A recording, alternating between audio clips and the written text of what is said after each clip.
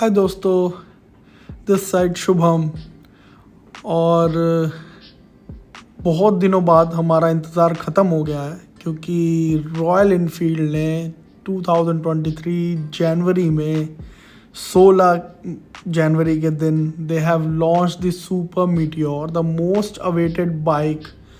I actually, why I'm so excited because I have already waiting for it from last 2 years. 2 साल पहले there were some spy shots coming, जिसकी वजह से I have thought कि यार यही bike लेनी चाहिए. तो hopefully I will also take one of that. And if I talk about whole story of this bike, तो this has been launched on 16 Jan in India. और आइकमा इटली में they have it shown it first, मतलब वहाँ पे उन्होंने दिखाया था कि एज अ फर्स्ट लुक उन्होंने लॉन्च किया. उसके बाद they have launched in India on 16th. तो इस बाइक के अंदर there are so many things which I think are first जो कि रॉयल इनफील्ड ने लॉन्च की है. लुक वाइज तो बॉस ये धमाल है. मतलब आई थिंक कि एक तो इस कैटेगरी में ना, if you talk about cruisers, है ना, तो इस कैटेगरी में कोई बाइक लाए नहीं करती है ना. देर is a Kawasaki vulcan S जो भी इससे थोड़ी महंगी है और उसकी बहुत एक्सपेंसिव है उसकी मेंटेनेंस वगैरह. और हार्ले तो आर वे अबव है एक्सपेंसिव. बट ये आई थिंक किसी भी एंगल से इसका look, if you see right, इसका लुक, इसका design, it's completely a cruiser. तो ये किसी भी एंगल से उनसे कम या ज़्यादा नहीं है. I am not actually comparing with those bikes क्योंकि उनका एक अलग एक वो है. But this is special in its self.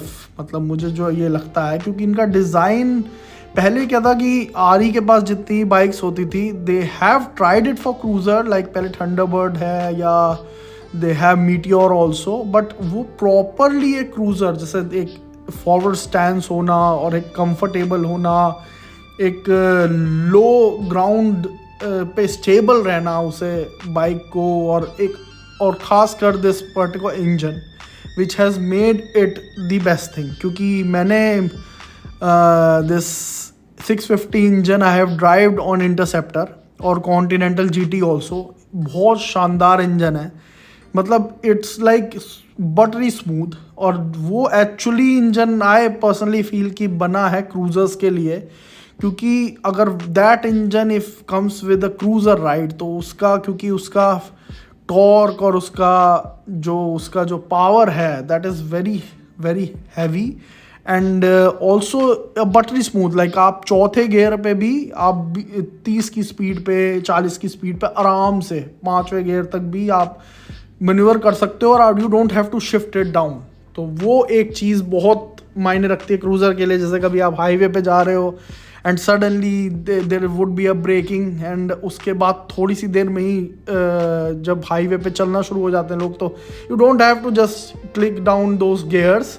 But it's on the 4th 5th gear भी वो वहीं पे 40 की स्पीड पे भी रुक थोड़ी ईजी हो जाएगी और उसके बाद सडनली इट गाप्स टू 80 और 100. तो ये बाइक बहुत शानदार है. I give you a bit of specs of it. Like पहली बार रॉयल इनफील्ड ने LED हेडलैम्प्स दिए हैं और उसके साथ LED इंडिकेटर भी है एज एन एक्सेसरीज, है ना. क्योंकि जो इसके बेसिकली 3 मॉडल हैं. One is Astral, other is Interstellar and the third is celestial.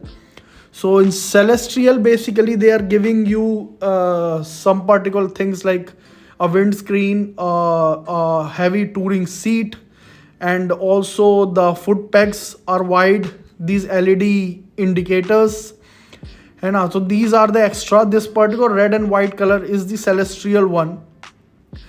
उसके बाद आपका जो इंटरस्टेलर आता है बेसिकली, उसमें एक इंटरस्टेलर ग्रीन है, एक और इंटरस्टेलर है that is I think silver.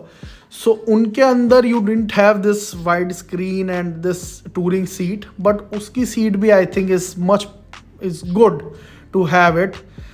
और अगर मैं आपको और इसके कुछ पर्टिकुलर थिंग्स जो कि रारी ने पहली बार दी हैं, जैसे कि I am sharing you the LED headlamps.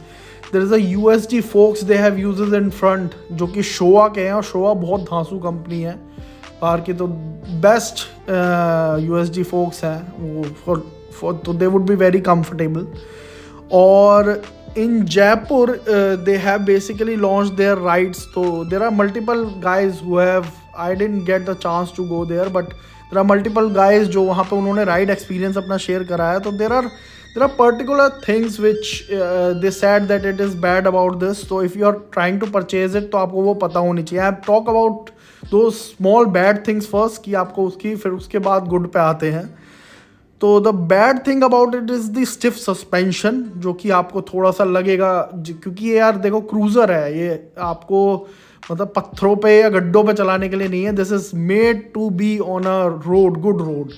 तो थोड़ा स्टिफ सस्पेंशन उन्होंने रखा है क्योंकि ग्राउंड क्लियरेंस थोड़ा कम है इस गाड़ी का. तो ऐसा सच आपको कोई दिक्कत नहीं आएगी कहीं इधर उधर ले जाने में या किसी स्पीड ब्रेकर पे, बट उसे ही करने के लिए उन्होंने स्टिफ रखा है. And the second thing is the front windscreen, जिसके लिए कई लोगों ने कहा है कि still they are getting a bit of wind blast in their head. वो मे बी क्यों है. बस इसके अलावा जितने भी ride experience I have seen, nobody has given any bad comment to this bike. There are many more good points which I want to highlight. तो there is इसके अंदर बहुत ही स्टेबल राइड क्वालिटी है, बहुत ही stable.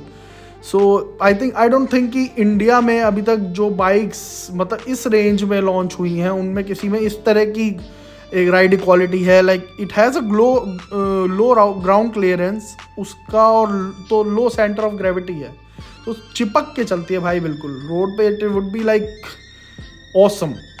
And then there is a very comfortable seat as well. वो चाहे आप टूरर सीट लो, चाहे आप जो बेसिक सीट है इसकी, that is also very comfortable. And pillion के लिए भी you have a backrest as well. आप टूरिंग सीट लेते हो तो उसके पिलियन के लिए भी एक अच्छी जगह मिलती है आपको. अब as I have said, best ride quality जो ये दे रही है उसकी एक सबसे बड़ी वजह है भाई इसका engine. So this engine is so exceptional, so good कि this 650 engine is very, whenever you need power ना वो power you will get, and also that smoothness which is engine is exceptionally well.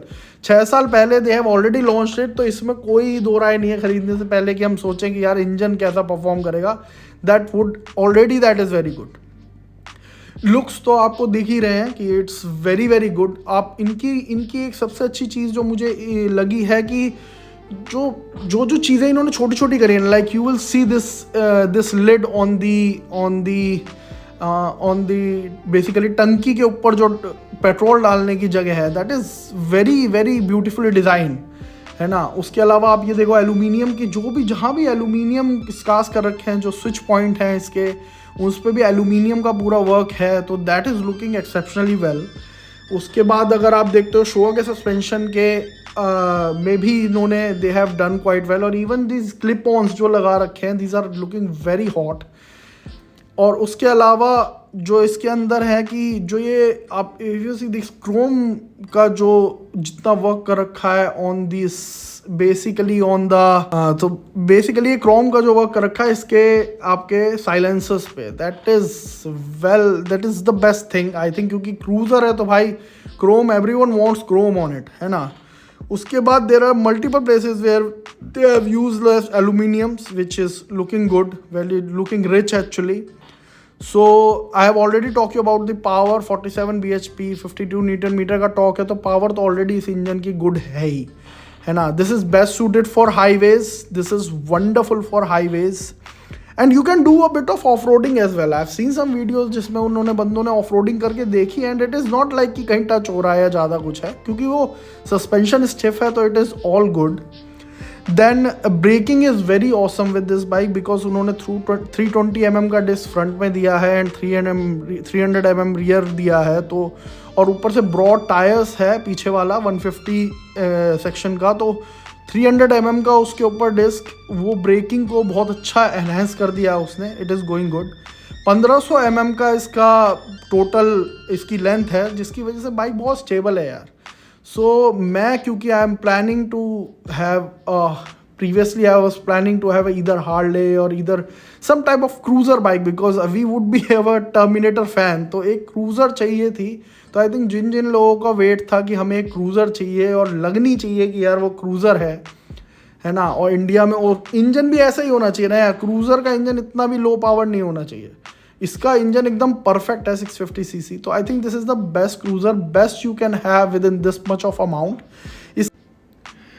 इसका एक showroom basically from 3.49 lakh से 3.79 lakhs तक है, और on road can be differ based on your state. So guys, I think this is all I have regarding this, and if you like this video, please subscribe my channel and give love to me. Bye bye, take care, hope you enjoyed.